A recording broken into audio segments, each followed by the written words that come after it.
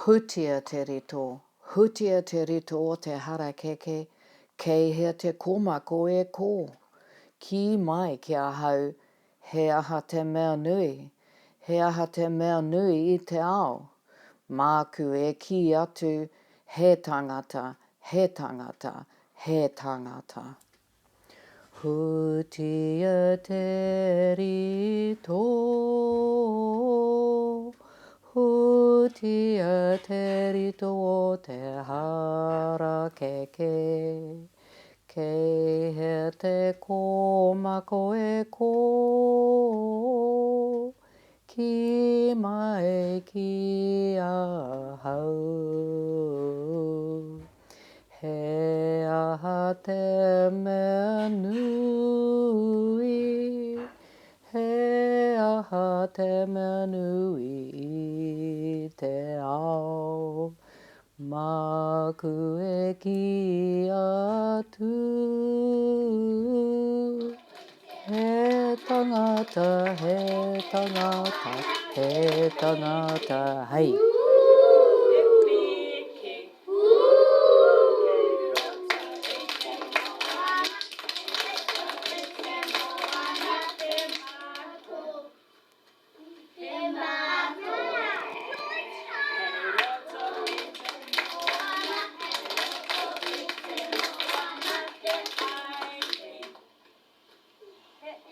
What is this? A dolphin. A dolphin.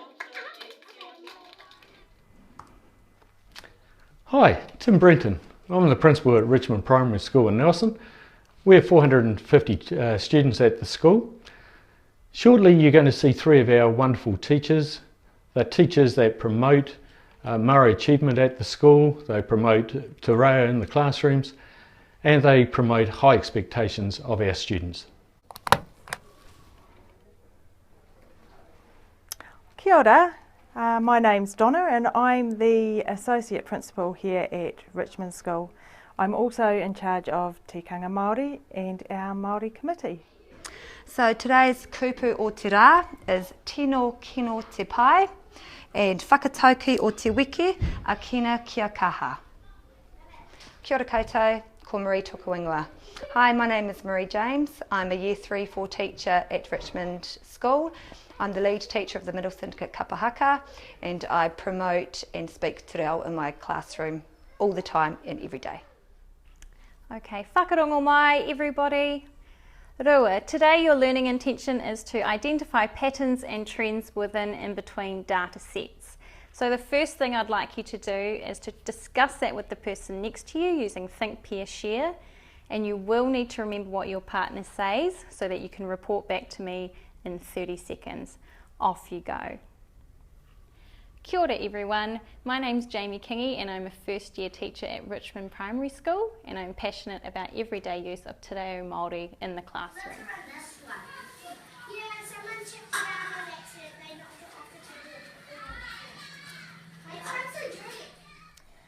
As a non-Māori teacher, I actually did struggle to use te reo Māori and tikanga Māori in my program at times. I didn't have any Māori input until I actually reached college, and that's where I realised that as a teacher I wanted to make a difference for all students and how important it was going to be for me to actually be able to teach and use te reo Māori, know a little bit about tikanga Māori, and it sort of just evolved from there. I found that it was really interesting and that I wanted to know more. Teacher inquiry, really good thing to use when you are actually trying to learn more about tikanga Māori. I think my problem was that I put barriers up for myself. I was very concerned that I might offend somebody or say something wrong or do something wrong, but over time I've come to realise that actually if you get out there and you give it a go, people are actually going to support you. It's not about doing things wrong or saying things wrong. It's actually about getting out there and growing your capability so that you can support all those children and that you can make a difference. Just going on from what you said about your own personal history, I also had no te reo input despite having a Māori father my whole life until I got to university, and all of a sudden I realised that te reo Māori and te ao Māori and everything involved with that is a real treasure. And I just remember thinking, wow, I need to have knowledge about this to basically respect and include all my learners. And so, yeah, it's just about feeling comfortable and giving it a go, having the confidence to give it a go. And it is true that if you are supported, taking those risks is a lot easier. So even though I didn't have any te reo input whilst I was growing up, I still have now realised the importance of it and am trying to take those steps to include it every day in my classroom. And isn't it fun? Yeah, it's really fun. Really it is cool. really cool, and the kids Yeah. really catch on to it. They really do take it in, and they use it every day, even if it is kia ora. I love hearing when they come in each morning and, oh, kia ora Miss Kingy, or kia ora Ella, and it's really nice to hear them using it. And I think some of those differences that we've made using te reo Māori at our school is, you know, today I asked children, you know, next term's kapahaka. You know, last year I had 80 children in my kapahaka group, which was voluntary. Today I said to them, who thinks that they'd like to be interested in kapahaka? And seriously, probably 90% of my children put their hand up and said, yeah, I saw what you did last year with kapahaka. I definitely want to give it a go this time. So that was awesome. Same with you, Donnie. You know, you had 65 children from the seniors that were involved in kapahaka. You know, that's like 170 children that are involved in kapahaka, and they're wanting to be there. And one of the little, you know, teacher told me about little 2 boys in her class who every lunchtime they've got a wee Māori group club, and they're coming up with Māori art and they're making whakatauki. And one of the boys actually said, I wish I was Māori, I want to be Māori. So we're making a difference in the lives of kids, and you know, the passion as teachers that we bring is rubbing off, and it's very evident with kids when you talk to them. You know, they want to be involved. So it's amazing. And with those 2 little guys in their te reo club, true ako going on there. Their teacher is also involved, and they're actually supporting her to learn some new stuff, as well as her supporting them. They're coming down and seeing me as well, asking how to pronounce things. They want to know how to pronounce things correctly. And it would be fair to say that they wouldn't be, their behaviour at times can be a little questionable, these 2 guys, but this has just got their imagination going, and that respect that they are showing to everybody, I think that that's got a lot to do with it, is their leadership in their te reo club that they've got going. I think for our staff, and we're very lucky here with our staff, there's huge respect shown to children. I think that sometimes we forget that it's a 2-way thing. You need to show children respect, and they actually will return that respect, and that's a huge thing for our Māori children. And by using te reo Māori and tikanga Māori, you're also showing a huge respect for their culture as well.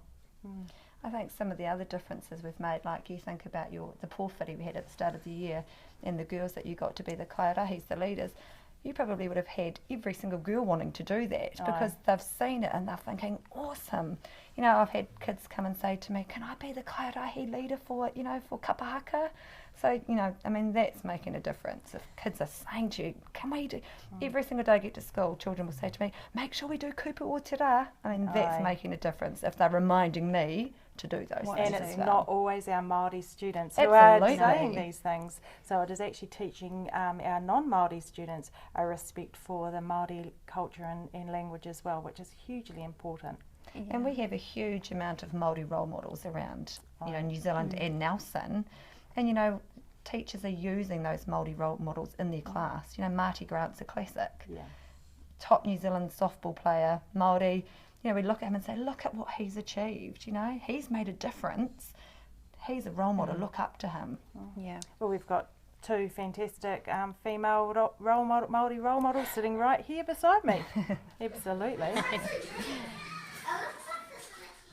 We often go on about relationships between children and staff and teachers and whānau, but it's really, really important in schools to have good relationships between staff and building that trust and and honesty between staff is really important. What do you think, Jamie?